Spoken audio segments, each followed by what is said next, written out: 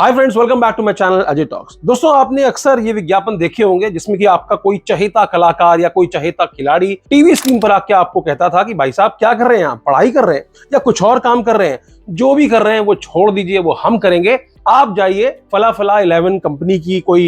App है, उसमें जाकर के टीम बनाइए, पैसे लगाइए और करोड़ों रुपए के इनामों की बरसात आपके ऊपर होने वाली है। तो इस तरह के सपने दिखाने वाली जो विज्ञापन चल रहे थे उन पर अब नकेल कसने वाली है। चाहे वो ड्रीम 11 हो, माई 11 सर्किल हो, लूडो की तमाम सारी वेबसाइटें, रमी की साइटें या फिर और जितने भी ऑनलाइन गेम्स हैं, पोकर से लेकर के जितने भी ऑनलाइन गेम्स जहां पर पैसों का इस्तेमाल किया जाता था, वो सारे आने वाले समय में बंद होने वाले हैं। तो ना तो आपको इस तरह के विज्ञापन मिलने वाले हैं और ना तो आपको इस तरह की कंपनीज एग्जिस्ट करती हुई मिलेंगी अगर ये बिल एक कानून का रूप लेता है। तो ये बिल फिलहाल लोकसभा में पास हो चुका है। बिल का नाम है promotion and regulation of online gaming bill 2025। Bill number 110 2025 का ये ऑलरेडी टेबल हुआ था और बिना किसी बहस के ये पास भी हो गया है लोकसभा में। और लोकसभा के साथ साथ आज राज्यसभा ने भी इस बिल को पारित कर दिया है। पिछले कुछ सालों में मैंने भी अपने चैनल पर इस तरह की फर्जी गेमिंग एप्स को एक्सपोज करने के लिए तमाम सारे वीडियो बनाए और अपना छोटा सा प्रयास किया ताकि सरकार तक ये बात पहुंचे कि किस तरीके से ये फर्जी गेमिंग एप्स जो है आजकल के युवाओं को बर्बाद कर रही है। इनमें से कुछ एप्स के मालिकों ने तो मुझको अप्रोच भी किया था कि अगर आप वीडियो डिलीट कर देते हैं तो आपको हम लाखों रुपए देने को तैयार हैं। तो जो मंत्री जी हैं अश्विनी वैष्णव जी, उन्होंने बताया कि किस तरीके से ऑनलाइन गेमिंग जो है वो एक तरह का दुष्प्रभाव समाज में छोड़ रही है और जब समाज और सरकार के रेवेन्यू की बात आती है तो सरकार जो है वो समाज को चुनेगी। इसी कारण से सरकार ने ये कदम उठाया है। हालांकि ऑनलाइन मनी गेमिंग को बैन करने के बाद सरकार को सालाना 20,000 करोड़ के रेवेन्यू का लॉस होने वाला है, जिसको लेकर के अक्सर ऑनलाइन गेम खेलने वाले या जो ऑनलाइन गेम प्रमोट करते थे उनकी एक चिंता रहती थी। वो हमेशा कहते थे कि भाई साहब, सरकार जिससे टैक्स लेती है उसको तो वो लीगल बोलती है, लेकिन जिन कंपनी या जिन एप्स के थ्रू जो कि बाहर से ऑपरेट करती हैं या जो इलीगल एप्स हैं, जो रजिस्टर्ड नहीं है, अगर वो ऑपरेट करती हैं तो सरकार को चूंकि टैक्स नहीं मिलता, इसलिए सरकार उसको इलीगल कहती है। तो अब ये जो भेदभाव था ये पूरी तरह से मिट जाएगा, क्योंकि अब चाहे वो जीएसटी देने वाली कंपनी रही हो या जीएसटी ना देने वाली और काले धन को घुमाने वाली कंपनीज हो या एप्स हो, फर्जी एप्स हो, वो सारी एक ही लेवल पर आ जाएंगी। और इंडिया के अंदर जितने भी मनी गेम्स हैं जहां पर आप पैसे लगा करके पैसे जीत सकते थे, वो सारे मनी गेम्स खत्म हो जाएंगे। अब इस बिल के आने के बाद ऑनलाइन इंडस्ट्री में एक बहुत बड़ा भूचाल सा आ चुका है। तो इस बिल के आने के बाद क्या क्या बदलने वाला है? क्या ऑनलाइन सट्टेबाजी बंद हो जाएगी? क्या सरकार पूरी तरह से ऑनलाइन गेमिंग सेक्शन को ही, सेक्टर को ही बंद करने वाली है? आखिर जरूरत क्या पड़ी सरकार को इस तरह का बिल पेश करने की और क्या होगा उन लोगों का जो ऑनलाइन बेटिंग करते हैं, खेलते हैं या खिलवाते हैं या फिर इंफ्रास्ट्रक्चर प्रोवाइड करते हैं? हाल ही में सिक्किम सरकार ने भी ऑनलाइन बेटिंग, ऑनलाइन सट्टेबाजी की जितनी भी एप्स हैं उनको बैन किया था। इसके पहले तेलंगाना, आंध्र प्रदेश काफी सालों से इस चीज को लेकर के मुखर रहा है और हाल ही में 29 बड़ी बड़ी नामचीन हस्तियों के खिलाफ 5 एफआईआर जो है वो मनी लॉन्ड्रिंग की पीएमएलए के तहत भी दर्ज कराई गई थी, जिसमें कि बड़े बड़े सेलिब्रिटीज का नाम भी शामिल है। चाहे वो सुरेश रैना हो, हरभजन सिंह हो, विजय देवरकोंडा, प्रकाश राज, राणा दुग्गबती, जितने भी बड़े बड़े साउथ के स्टार्स हैं या और भी दूसरे स्टार्स हैं, उन पर हाल ही में मनी लॉन्ड्रिंग को लेकर के इस तरह की बेटिंग एप्स को प्रमोट करने के नाम पर इनके खिलाफ जो है केस दर्ज किया गया था। तो चलिए अब समझ लेते हैं कि अगर आप इस तरह के गेम्स को खेलते हैं या खिलवाते हैं या फिर इनको इंफ्रास्ट्रक्चर सपोर्ट देते हैं तो आप पर किस तरह के जुर्माने का प्रावधान जो है इस बिल में किया गया है। तो सबसे इंपॉर्टेंट और सबसे बड़ा कैच ये है कि अगर आप इसको खेलते हैं तो आपके ऊपर कोई जुर्माना नहीं है। बड़ा हास्यास्पद है, लेकिन इसका जो प्रावधान है, आप इसका नाम भी पढ़ो, इसका नाम साफ साफ है promotion and regulation of online gaming bill. यानी कि जो ऑनलाइन गेमिंग है उसके प्रमोशन और उसके रेगुलेशन के लिए ही बिल है,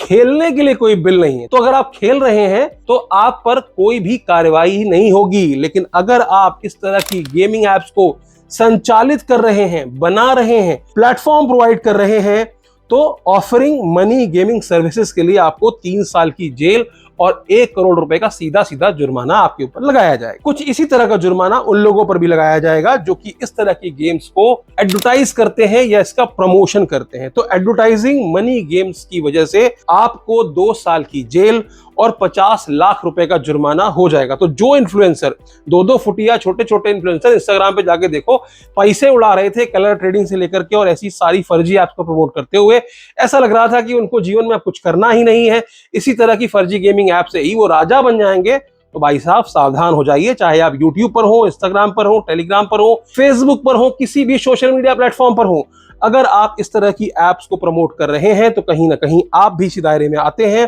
2 साल की जेल और 50 लाख रुपए का जुर्माना। और अगर आप रिपीट ऑफेंडर होते हैं, यानी कि अगर आपने एक बार अपराध करने के बाद दोबारा वही अपराध रिपीट किया है, तो मिनिमम 3 साल की जो कि अप टू 5 इयर्स तक सजा है और साथ में जो जुर्माना है वो 1 से 2 करोड़ रुपए तक हो जाएगा। इसके अलावा फाइनेंशियल फैसिलिटेशन के लिए भी, यानी कि कोई बैंक है, पेमेंट गेटवे है जो कि इस तरह की एप्स को फाइनेंशियल सपोर्ट दे रहा है कि भाई साहब ठीक है हम तुमको पेमेंट गेटवे दे रहे हैं, तो कोई भी कंप्लेंट अगर होती है तो वहां पे सबसे पहले दिखा जाएगा कि क्या इसमें पेमेंट गेटवे इन्वॉल्व है, किस पेमेंट गेटवे के थ्रू ये पैसे राउट किए जा रहे हैं, किस कंपनी को कौन सी बैंक ने ऐसा अकाउंट दिया है कि जाओ भाई साहब मनी गेमिंग खेलो, तो उनके खिलाफ भी कार्रवाई होगी। 3 साल की सजा और 1 करोड़ रुपए का जुर्माना जो है उसका प्रावधान इस बिल में किया गया है। साथ ही आपको बता देता हूं कि ये जितने भी अपराध हैं, जितने भी ऑफेंसेस हैं, ये कॉग्निजेबल और नॉन बेलेबल ऑफेंस के अंतर्गत आते हैं। समझ रहे हो? मतलब कि अधिकारियों को पूरी छूट होगी कि वो बिना किसी वारंट के सर्च कर सकते हैं, सीज कर सकते हैं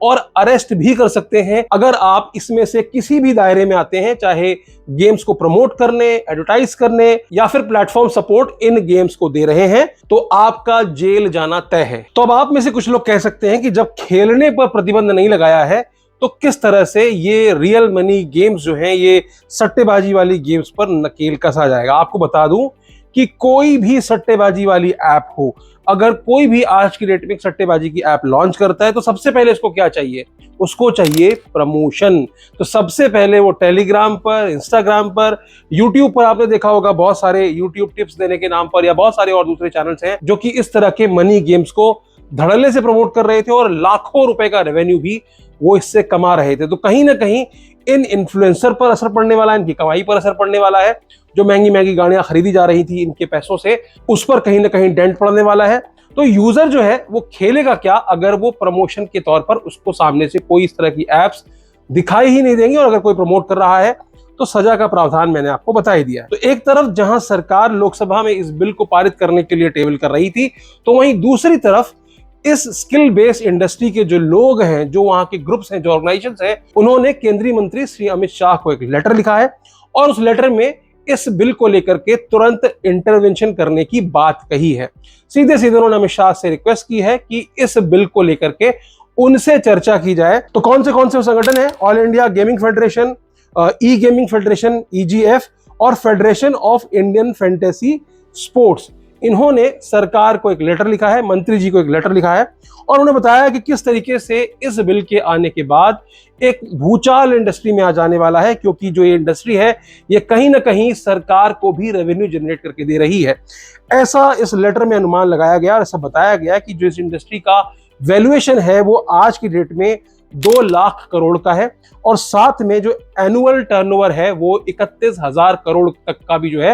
एक्सीड हो गया है। एक डेटा के हिसाब से वो सरकार को 20,000 करोड़ रुपए प्रति वर्ष सरकार को ये जीएसटी के तौर पर टैक्स देते हैं। आपको पता होगा कि 28% का जीएसटी इन कंपनियों पर लगाया गया था, तो 28% की जो जीएसटी है उसके तहत 20,000 करोड़ सरकार को मिलते हैं। ये तो ऑफिशियल आंकड़े हैं, लेकिन एक अनऑफिशियल आंकड़ा पिछले साल मैंने देखा था जिसमें बताया गया था कि ये 31,000 करोड़ साल का नहीं, 10 लाख करोड़ रुपए साल का इन रियल मनी गेम्स के द्वारा इंडिया से बाहर ले जाया जाता है। ये बाहर ले जाने वालों का आंकड़ा है, क्योंकि इंडिया के अंदर आज की डेट में अगर आप नंबर्स की बात करें तो बहुत बड़े लेवल पर ऑफशोर कंपनीज जो हैं, जो इलीगल एप्स हैं, वो इंडिया के अंदर ऑपरेट कर रही हैं, जिनका कहीं कोई रजिस्ट्रेशन नहीं है, ना तो सरकार को टैक्स देती हैं, और उनमें से बहुत सारी तो जैसा मैंने बताया कि साइबर अपराध में भी शामिल हैं, टेरर फंडिंग के सिंडिकेट में भी शामिल हैं और मनी लॉन्ड्रिंग का प्योरली काम कर रही हैं। तो ऐसे में इन ग्रुप्स की एक चिंता ये भी है कि इस बिल के आने के बाद इस इंडस्ट्री पर डायरेक्टली या इनडायरेक्टली लगभग 2 लाख से अधिक जॉब्स पर सीधे सीधे असर पड़ने वाला है। इन ग्रुप्स का कहना है कि जो गेमर्स हैं, ऑनलाइन गेमर्स, जहां उनकी संख्या 2020 में 36 करोड़ की थी, तो वहीं 2024 में 50 करोड़ से अधिक लोग जो है आज की डेट में रियल मनी गेम्स खेल रहे हैं, जिसमें कि स्किल बेस्ड गेम की ये आंकड़े बताए जा रहे हैं। साथ ही इसी लेटर में सरकार को चिताया गया कि अगर सरकार अचानक से ऐसा निर्णय ले लेती है तो तकरीबन 400 से अधिक कंपनियां शटडाउन हो जाएंगी। फॉरेन इन्वेस्टमेंट जो इंडिया के अंदर आता था, जिसमें बताया गया कि कुछ 25,000 करोड़ का FDI यानी कि बाहर से भारत में निवेश हुआ था, उसके सेंटिमेंट्स भी हर्ट हो जाएंगे। इसके अलावा बहुत सारी इलीगल कंपनी जो हैं वो लीगल कंपनीज की जगह ले लेंगी और कहीं ना कहीं जो इंडियन सिटीजन है, इंडियन यूथ है, उस पर इसका दुष्प्रभाव बढ़ जाएगा। ऐसा कहना है इन गेमिंग एप्स की जो संचालन करने वाली जो ग्रुप्स हैं, संस्थाएं हैं, उन्होंने इस तरह की चिंता जो है वो सरकार के सामने रखी है और कहीं ना कहीं इस पर विचार विमर्श करने की बात भी गृह मंत्री तक पहुंचाई है। अगर आप मुझसे पूछें कि अगर ये बिल कानून में परिवर्तित हो जाता है तो क्या वाकई ऑनलाइन गैम्बलिंग बंद हो जाएगी, तो मेरा जवाब है नहीं। दरअसल आज इंडिया में सबसे ज्यादा जो कंपनीज ऑपरेट कर रही हैं वो बाहर से चलने वाली कंपनीज, यानी कि उनके डोमेन्स भी बाहर होस्टेड है, उनको इंफ्रास्ट्रक्चर भी बाहर की कंपनी प्रोवाइड कर रही हैं। रोज वो अपना डोमेन चेंज कर लेते हैं, यानी कि सरकार अगर इंडिया के अंदर उनके URL को बैन करती है तो वो अपने URL को चेंज करके इस तरह के एप्स को अभी भी संचालित कर रही हैं। गूगल प्ले स्टोर पर इस तरह की एप्स लिस्टेड नहीं होती हैं, तो सीधे सीधे APK के जरिए URL से इनको डाउनलोड करा लिया जाता है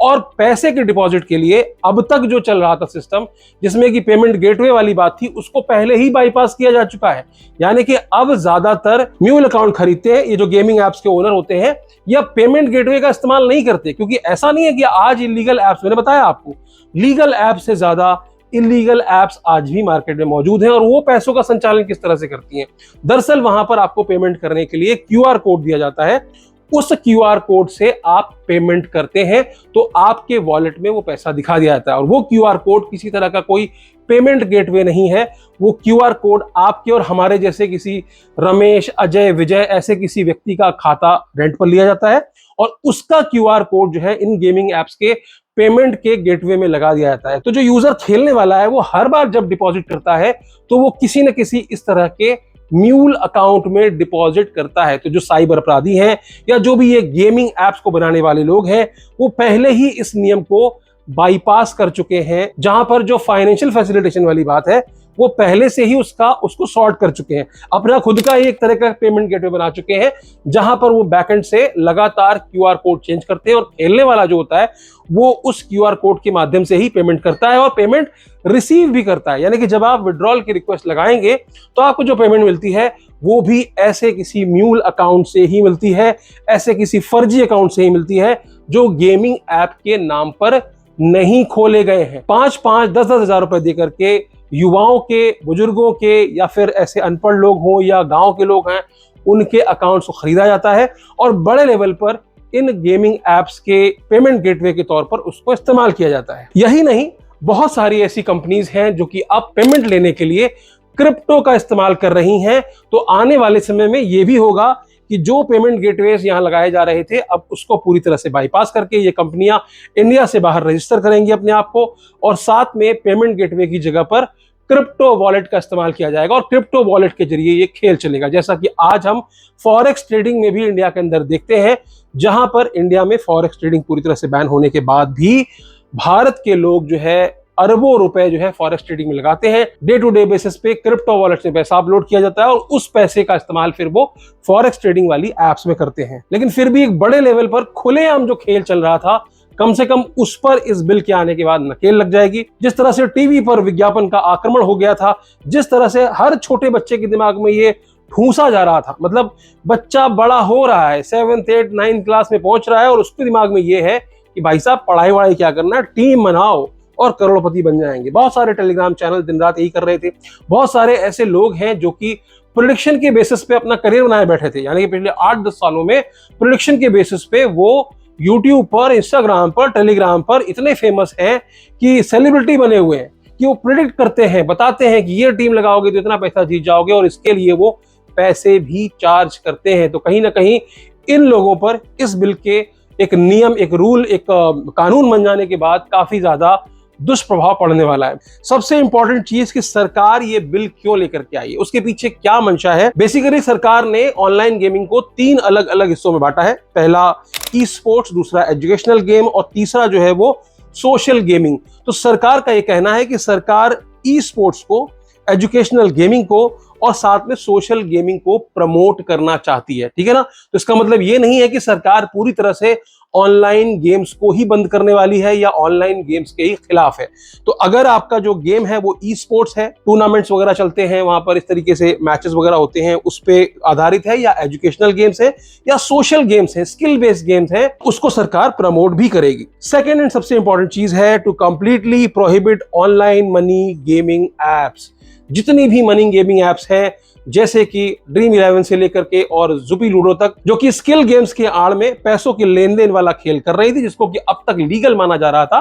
कहा जा रहा था कि स्किल बेस्ड गेम है और इसमें पैसे का लेन देन चलता है। तो अब इस पर पूरी तरह से प्रतिबंध लग जाने वाला है अगर ये बिल एक कानून में कन्वर्ट होता है तो। साथ ही सरकार का यह कहना है कि इस बिल के आने के बाद वो यूथ को प्रोटेक्ट करना चाहती है, क्योंकि बहुत सारे financial, mental and social harms जो है वो इन एडिक्टिव मनी गेम्स के कारण हो रहे थे। युवा बर्बाद हो रहे थे, कई सारे युवा एक्सट्रीम स्टेप्स उठा रहे थे और साथ में लाखों करोड़ों रुपए का लोगों का नुकसान हो रहा था, जिसकी वजह से सरकार ने फैसला लिया है। और सबसे इंपॉर्टेंट चीज यह है कि आज के समय में जितना भी साइबर अपराध हो रहा है उसमें मनी सर्कुलेशन के लिए इस तरह की गेमिंग एप्स का इस्तेमाल किया जा रहा है।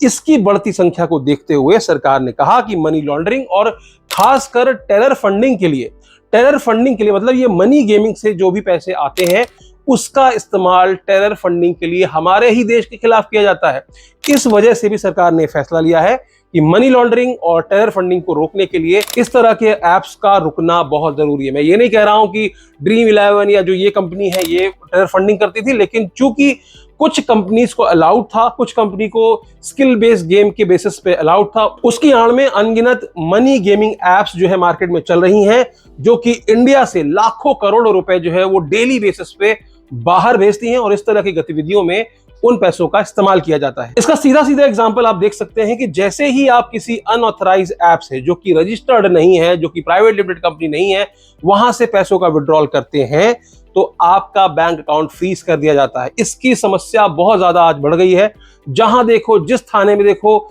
ऑनलाइन गेम खेलने वालों की लाइन लगी है कि सर मैंने तो फला गेम खेला था, 100 रुपए का विड्रॉल लिया था और मेरा बैंक अकाउंट फ्रीज कर दिया गया। कारण क्या था? कारण यह है कि साइबर अपराध में इस्तेमाल किया जाने वाला पैसा, यानी कि किसी को ठगने के बाद वो पैसा जिस अकाउंट में लिया गया, उस अकाउंट से इन गेम्स को खेलने वाले यूजर्स के अकाउंट में उसको विनिंग मनी के तौर पर ट्रांसफर किया जाता था और उनसे जो लिया हुआ पैसा था, वो नंबर 1 का पैसा था, वो ऐसे अकाउंट्स में लिया जाता था जिसको सीधे सीधे वो इंडिया से बाहर भेज देते थे। तो जो आपको मिल रहा है वो साइबर अपराध का पैसा मिल रहा है और जो आपसे लिया जा रहा है उसे नंबर 1 में वो इंडिया से बाहर निकाल रहे थे। साथ ही इन कंपनियों पर आरोप है कि इनके जो भी एल्गोरिदम्स होते हैं वो इस तरह से प्लान किए जाते हैं कि खेलने वाले को शुरुआत में कुछ मुनाफा दिखाने के बाद उसको हराना तय होता है, उसकी हार जो है वो निश्चित होती है, जिसकी वजह से तमाम सारे युवा शुरुआत में कुछ पैसे मिलने के बाद काफी उत्साहित हो जाते हैं और उसके बाद लोन लेकर के, उधार लेकर के या फिर अपनी प्रॉपर्टी बेच करके भी इस तरह की एप्स में अपना सारा पैसा लुटा देते हैं और जब आप एक बड़ी राशि जीत भी जाते हैं तो आपका विड्रॉल रोक दिया जाता है और उन ऐप से आपका लॉगिन तक हटा दिया जाता है। इसी बिल में एक प्रावधान है जिसमें बताया गया कि नेशनल लेवल पर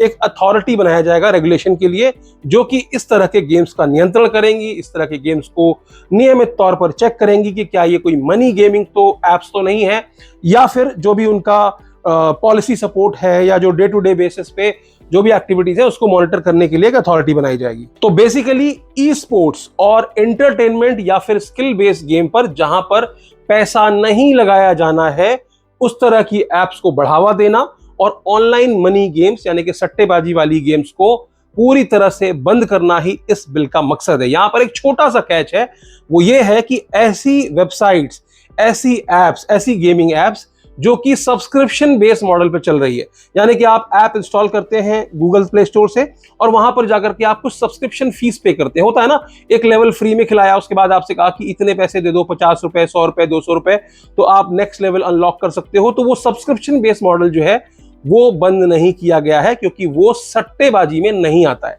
तो क्या बंद किया गया है? ऑनलाइन मनी गेम, जिसमें कि पोकर, लूडो, रमी, कसिनो, है ना। आपने एविएटर देखा होगा, आपने बहुत सारे ओपिनियन ट्रेडिंग वाली प्लेटफॉर्म्स देखे होंगे, आपने क्रिकेट को लेकर के या फुटबॉल को लेकर, कबड्डी को लेकर के जो फैंटेसी टीम बनती थी, वो सारा पूरी तरह से अब इस बिल के कानून बनने के बाद बंद हो जाएगा। यानी कि टीम इंडिया की जर्सी में जो आपको बड़ी बड़ी कंपनी के विज्ञापन दिखते थे, या जो बड़े बड़े टूर्नामेंट्स को आज की डेट में स्पॉन्सर कर रहे जो बड़ी बड़ी कंपनीज थी, लाखों करोड़ों रुपए पानी की तरह जो बहा रही थी, उनके नाम आने वाले समय पर नदारत होने वाले हैं, या फिर ये कंपनी इस बिल के बाद अपने जो रेवेन्यू मॉडल है उसमें बदलाव करेंगी, तभी ये कंपनी एग्जिस्ट कर सकती है। आपका इस बिल को लेकर के क्या विचार है? क्या सट्टेबाजी वाली गेमिंग एप्स को बंद होना चाहिए या नहीं होना चाहिए? इस पर आप क्या क्या सोचना है, आप कमेंट सेक्शन में अपनी राय जरूर बताइएगा। तो आज के वीडियो में सिर्फ इतना ही, फिर मिलेंगे किसी और वीडियो में। वीडियो अच्छी लगी हो तो लाइक कर दीजिएगा, चैनल पर नए हो सब्सक्राइब करते हुए जाइएगा। और अंत में एक ही बात कहूंगा, हंसते रहिए, मुस्कुराते रहिए